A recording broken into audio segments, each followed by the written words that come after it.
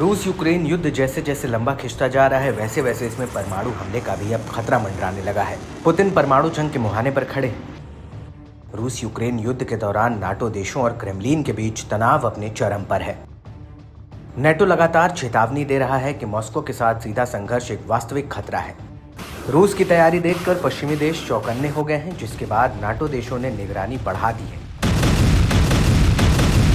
दरअसल रूस के पास किसी भी बाकी देश के मुकाबले में ज्यादा परमाणु हथियार हैं। ये बयान तब सामने आया है जब पुतिन और रूसी अधिकारी कीव और उसके पश्चिमी भागीदारों के खिलाफ परमाणु हमले की धमकी दे रहे हैं। एक बार फिर रूस के विदेश मंत्री डॉक्टर सर्जेई लावरोव ने चेतावनी दी कि मॉस्को के परमाणु हथियार पूरी तरह से युद्ध के लिए तैयार है।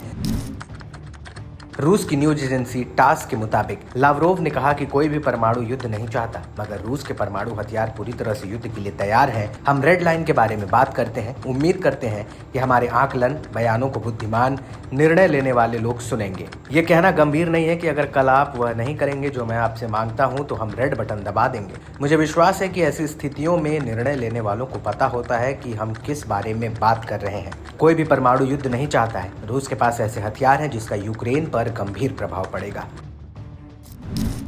खास बात है कि रूसी विदेश मंत्री का बयान ड्यूमा के स्पीकर वोलोडिन से अलग है। वोलोडिन ने कहा था कि अगर पश्चिमी देश यूक्रेन को लंबी दूरी वाली मिसाइल की सप्लाई करते रहते हैं, उनसे रूस की जमीन पर हमला होता है, तो फिर हमें परमाणु हथियार की तरफ रुख करना होगा। ऐसी कार्रवाइयों से परमाणु हथियारों का वैश्विक युद्ध छिड़ सकता है, इसलिए पश्चिम की सोच समझकर और रेड लाइन का ख्याल रखकर कोई फैसला लेना चाहिए।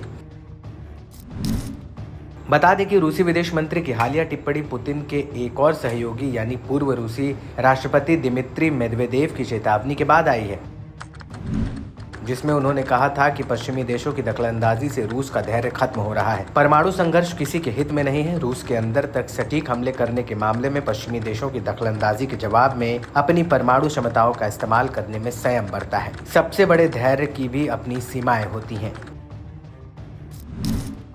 वहीं अमेरिकी विदेश विभाग ने मेदवेदेव के हालिया बयानों की गंभीरता को खारिज किया। उन्होंने कहा कि हम जानते हैं कि मेदवेदेव को गंभीरता से नहीं लेना चाहिए। ये क्रेमलिन की सामान्य बकवास है। बता दें कि अमेरिका और अन्य पश्चिमी देश यूक्रेन को रूस के खिलाफ खुद की रक्षा करने के लिए सैन्य सहायता प्रदान कर रहे हैं। इस साल की शुरुआत में अमेरिका ने यूक्रेन को लंबी दूरी की एटकेम्स मिसाइल को सप्लाई की थी। इस दौरान यूक्रेन ने अमेरिका और ब्रिटेन पर दबाव डाला कि वे अमेरिकी एटकेम्स और ब्रिटिश स्टॉर्म शैडो मिसाइलों पर प्रतिबंध हटा दें, जिससे इनका इस्तेमाल रूस के भीतर तक में किया जा सकेगा।